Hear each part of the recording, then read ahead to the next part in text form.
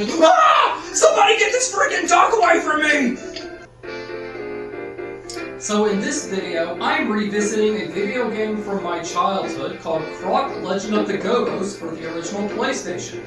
Hi, I'm MaxHalen93. Now let's get this show on the road. Welcome to the Game Room with MaxHalen93 on YouTube, Episode 7. And so the adventure begins. You know, I always like this loading screen with the side-scrolling Croc, walking from one side of the screen to the next. So here's the first level. Yes, this is one of those early 3D games with janky tank controls. So you're this crocodile, you have to rescue these little monkeys with big eyes called the Go-Go's. There's a colored crystal, smashing boxes and bring. So these crystals, they basically work like the rings from Sonic. And those are your enemies, the bees. And there's this guy who just doesn't do anything besides walk around in a circle. I don't need to walk around in circles, walk around in circles, walk around in circles, walk around in.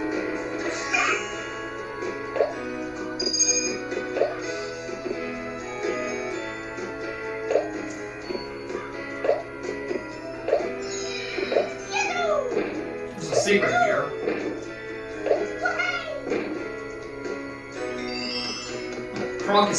Croc is seeing stars right now.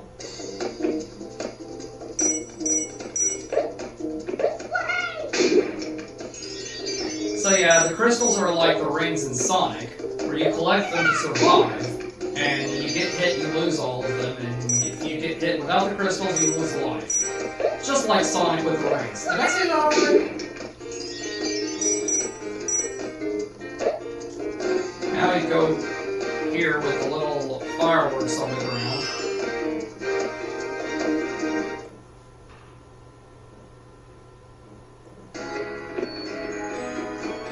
Now we're going to smash this cork here and go down the well.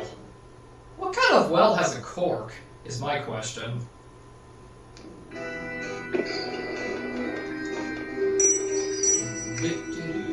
like the music in this game. Got all sorts of bangers here. This music right here kind of sounds like a mix between the Addams Family and the Twilight Zone. No! Oh, that was a close one. I almost fell into the lava. Slipping into the lava.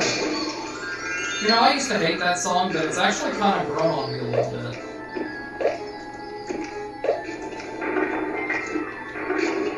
Watch out for these fireballs.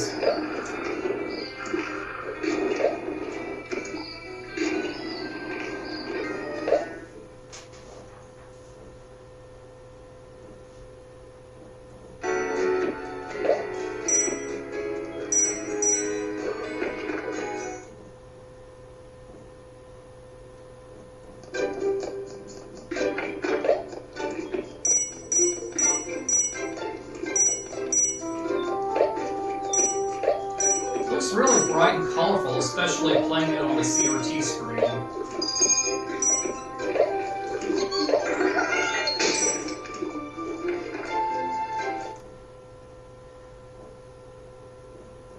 So yeah, this is a 3D platformer with some open areas to explore, but it's also kind of going by a fairly linear structure, so there are some side stuff here and there.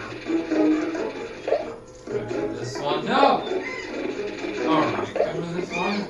Whoa, I almost fell off the platform. That wasn't bad. So that's the BD Gone where you exit the level, but we're not gonna hit that one because there's a bonus area.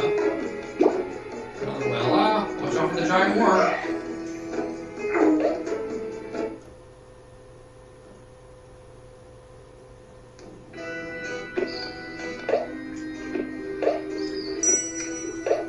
Okay, so these platforms break when you jump on them, so you have to be really quick.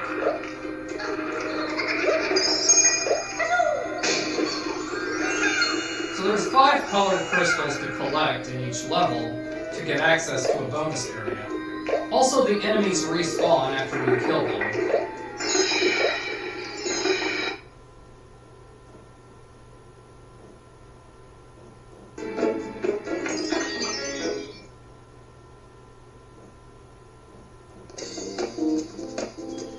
jumping on these gelatins here. There's the key. We're going to need that.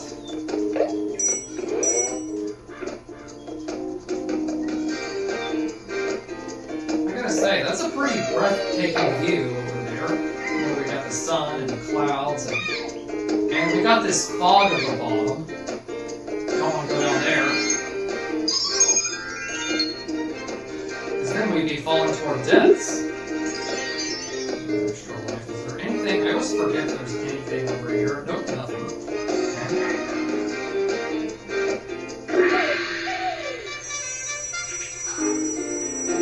And that's level 1.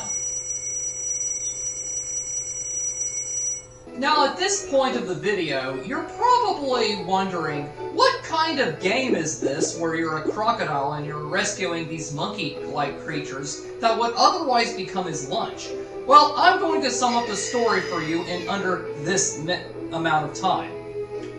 So, Croc was an orphan baby crocodile found ashore on an island inhabited by these monkey people called the Gobos, ruled by their king Rufus. So King Rufus raised the crocodile as his own, teaching him how to walk and run and teach him karate and stuff like that. And eventually the crocodile grew up fast, literally.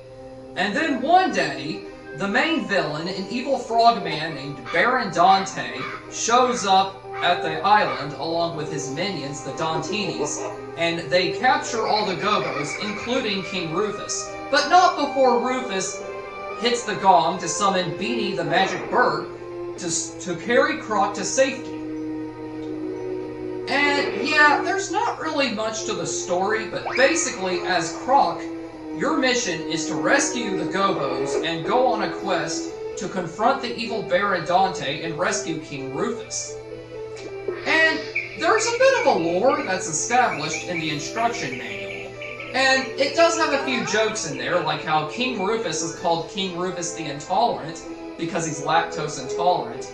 And apparently the Gobos had other names in mind for Croc, besides just Croc, like Mr. Fun Socks and Choo Choo McBoogie.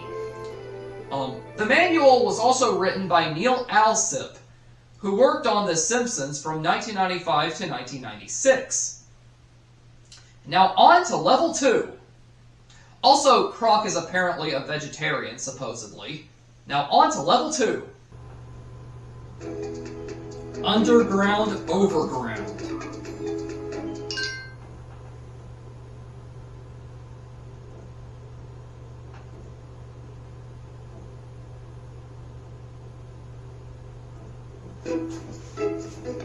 Okay.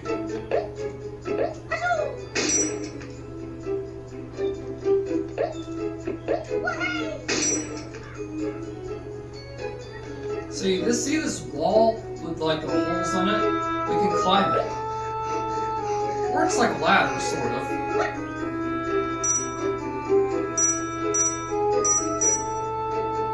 I gotta say, this crocodile is sure skilled at rock climbing.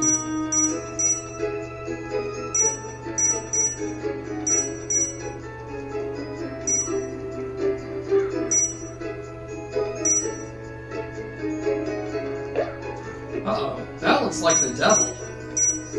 Oh, ow! The power of Christ compels you.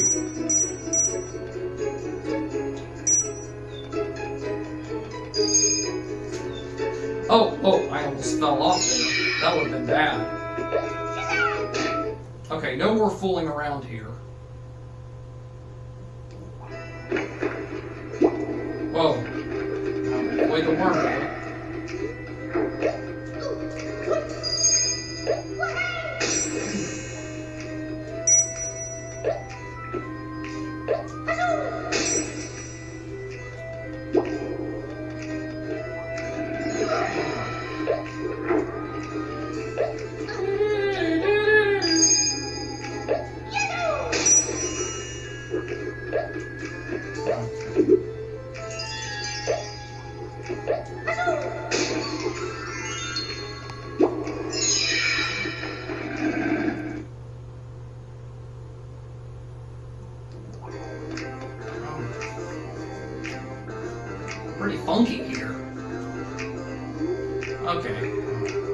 this balloon down there. Also, last I checked, I'm pretty sure balloons float up and not down. Until the helium expires, anyways, which I would assume was the case here. See this gobo in a cage? We have to get a key to free him. It's a him or a her. I don't really know what gender these gobos are. But I guess that could be left for interpretation.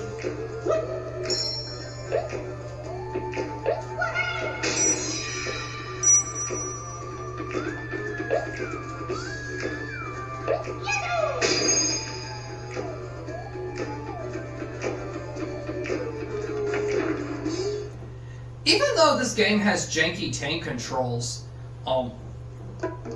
the game was actually developed with the DualShock controller in mind, so you can get 360 movement with the analog. Oh yeah, I got all the colored crystals. But the 360 kind of makes it a little slippery. And that was also a pretty common criticism towards the game. Which they did come out with a remaster in 2025 with polished graphics and much smoother controls, thank goodness.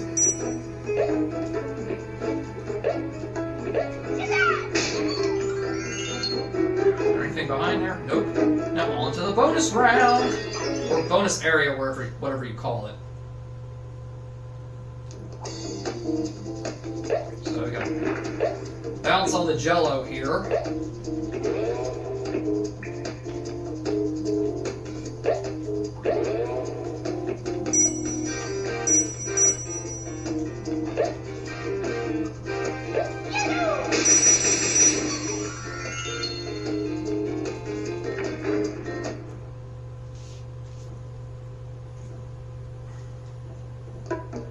Oh wait, there was a gong there, I totally forgot.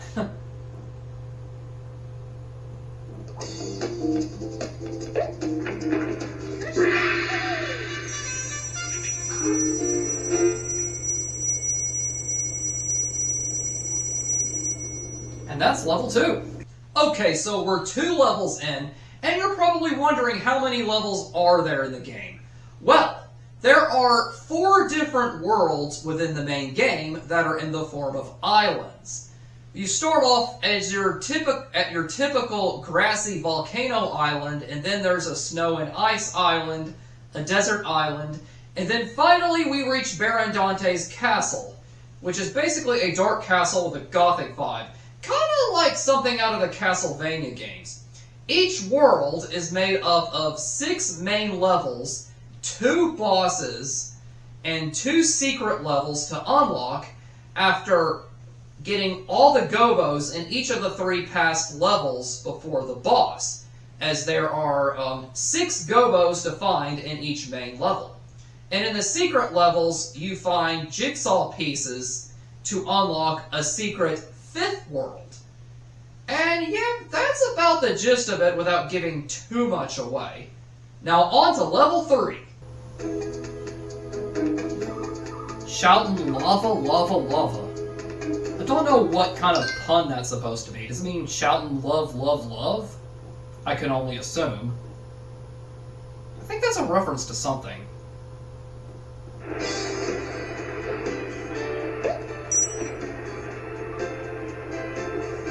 That music sounds awfully familiar.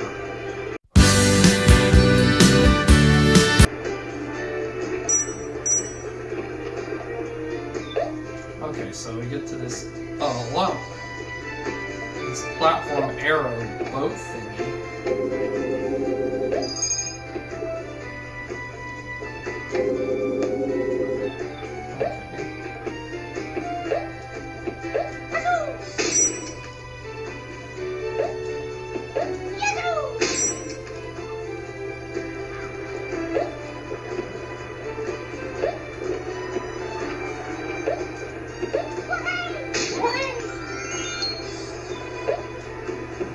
Secret over here.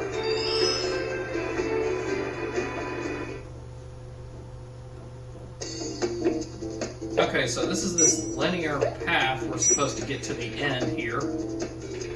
This is kind of like a 3D version of a Super Mario Brothers on the NES. Okay, watch out for that little round worm thingy. Whoa, I actually got him. Didn't expect that to happen. The one up. As you can see, I have 10 extra lives. Well, that dude's on fire. On fire!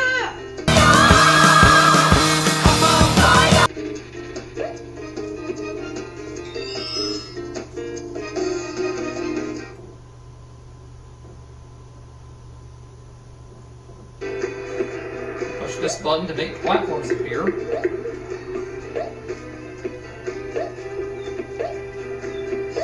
So now we've got another, like, well, cave thing, the cork.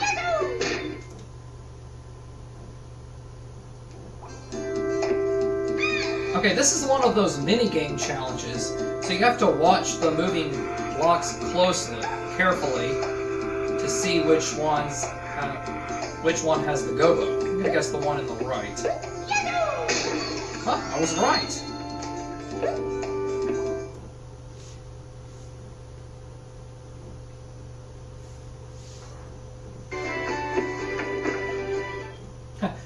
Like the music picks back up when you return to the area, like exactly where it left off. And here we got these scary looking spider rat thingies. I actually don't know what those are. There we go here. And there's the key. You got a gold. Ah! No! No! Okay, we got a gold key that unlocks a door somewhere. Push this arrow block.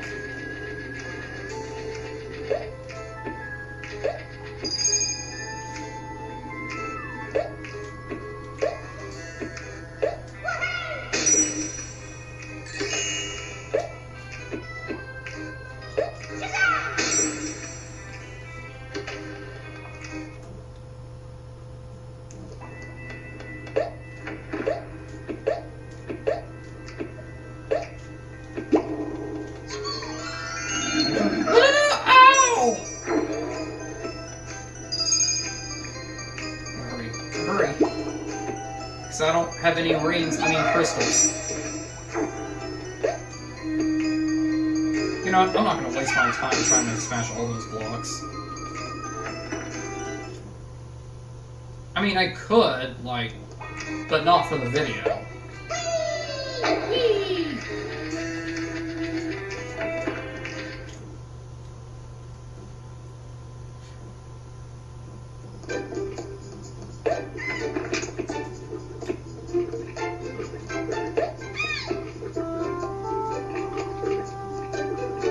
Now, I know there's no spoken dialogue, but I think by Croc's vocal effects, you can kind of hear a hint of a British accent there.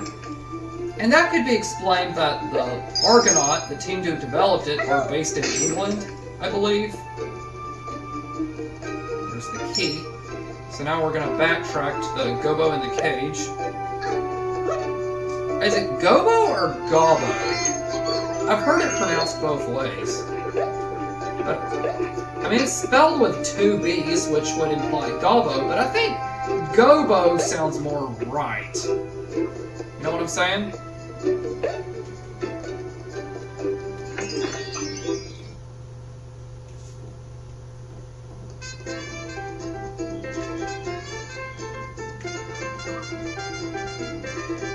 Another jazzy tune.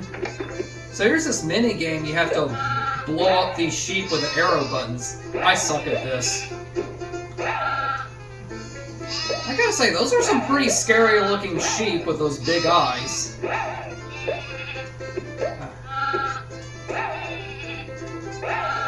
There's a trick to it, I believe. Oh, man, I'm screwing up big time, and tank controls are definitely not helping.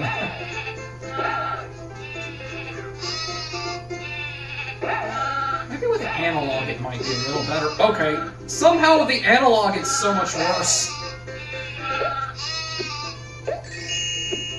Yep. I got just 1 heart. That's it. You get nothing. You lose. Good day, sir.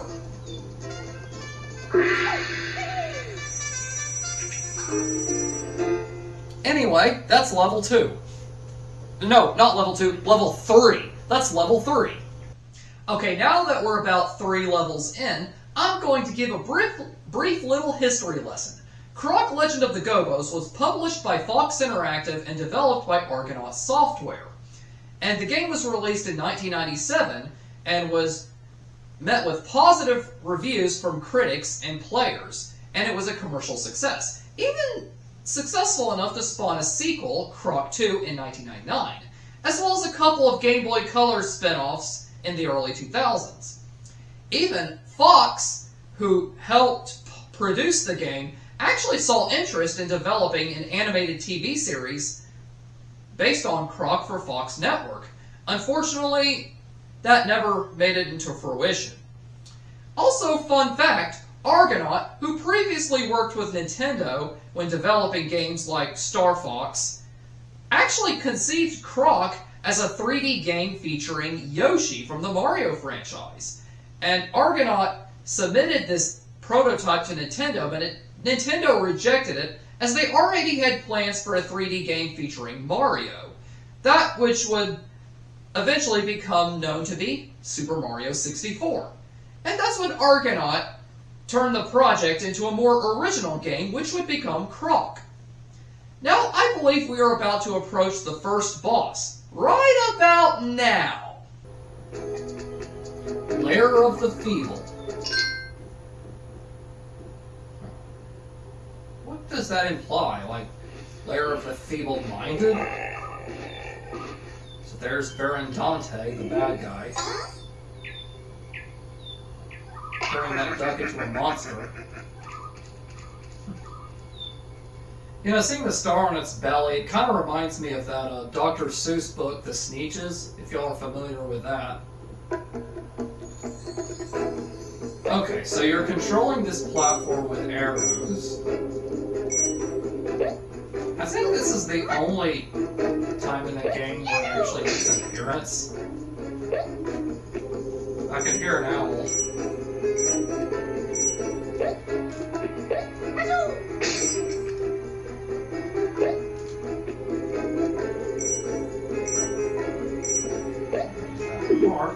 Oh no. No. Whoa, that could have been bad. Like, that broke when I was standing. I could have fallen into the abyss. You know what I mean?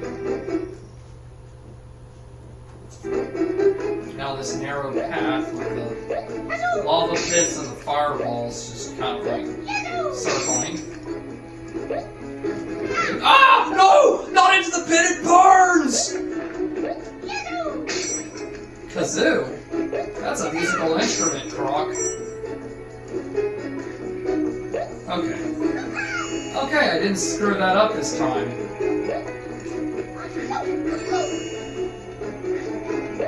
I mean, they're gonna come back, so it doesn't really matter. As you can see, it's like nightfall in the red sky. So is that supposed to be a blood moon? Because last I checked, blood moons aren't crescent. Anyway, here we go. Ah! Somebody get this freaking dog away from me!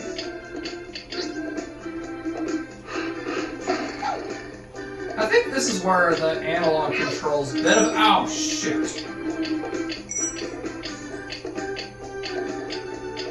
So you gotta like run from it until it gets tired and stops and then get a whack at it. Do that about 3 times, I'd say. I like the music here.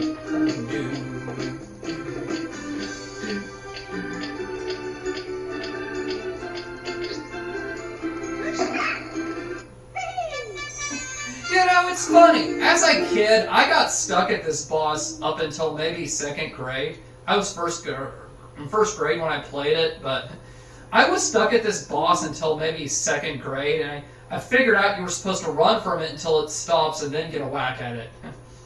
And then when I realized that, it's actually pretty easy.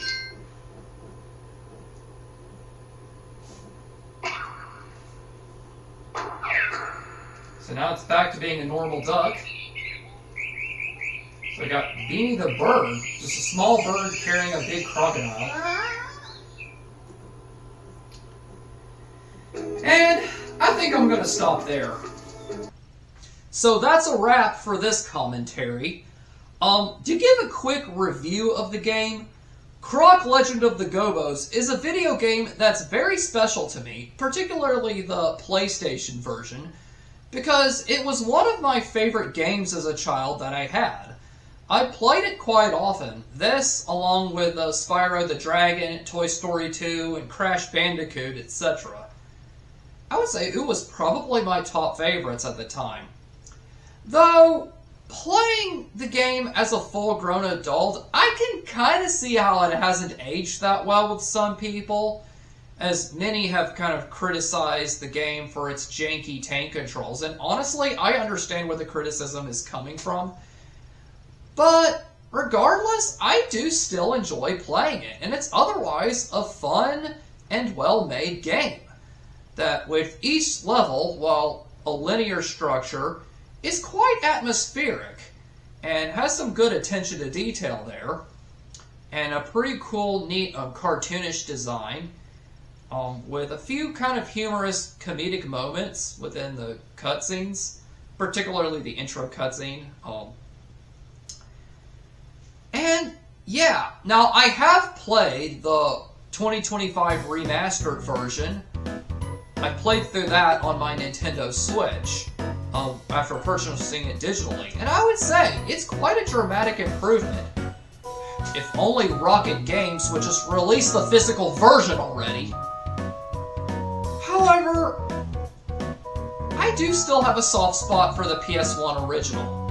Now, it was also on Sega Saturn and PC, but the PlayStation version was the one that I had.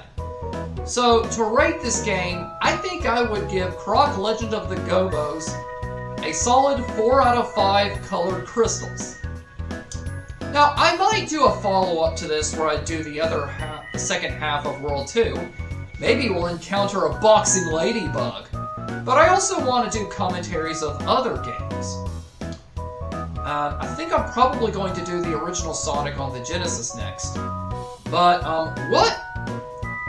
what PS1 game do you think I should do a commentary on next? Spyro the Dragon or Ape Escape? Let me know in the comments down below.